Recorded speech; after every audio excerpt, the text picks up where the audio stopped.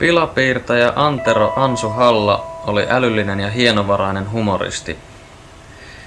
Suomalaisen pilapiirrostaiteen mestareihin kuulunut Ansu Halla kuoli 22. lokakuuta Helsingissä.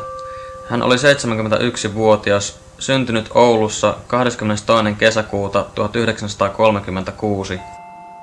Halla opiskeli Ateneumin graafisella osastolla vuosina 58–62. Hänen piirtäjän uransa alkoi sattumalta, kun opiskelijatoveri toi osastolle TV-filmien puhekuplia, joihin he rupesivat improvisoimaan kuvia.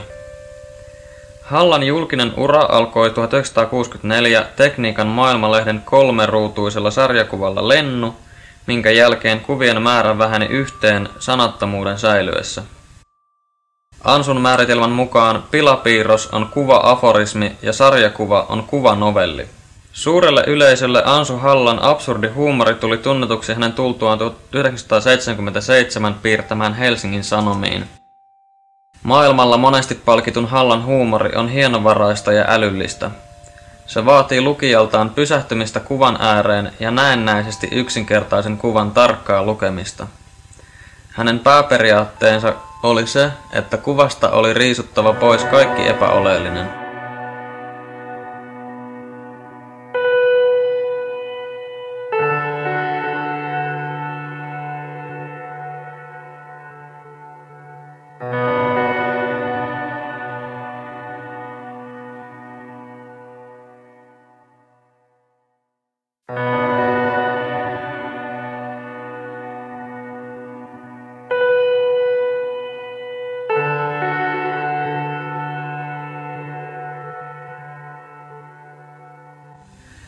Ansu Hallan ajattomien ja sanattomien pilapiirrosten hengenheimolaisia ovat muun muassa Saul Steinberg ja Sem P., joiden mestariluokkaan tämä suomalainen tekijä on helppo nostaa. Halla julkaisi 3 pilapiirroskokoelmaa, joista 1979 ilmestynyt Go Go valittiin Belgiassa kansainvälisellä pilapiirrosfestivaaleilla vuoden parhaaksi pilapiirroskirjaksi. Viimeinen julkaistu kirja oli hienostunut ja rakkaudella tehty kuvitus Ilpo Tiihosen Helsinki-runokirjaan Ei kai plumps vuodelta 1989.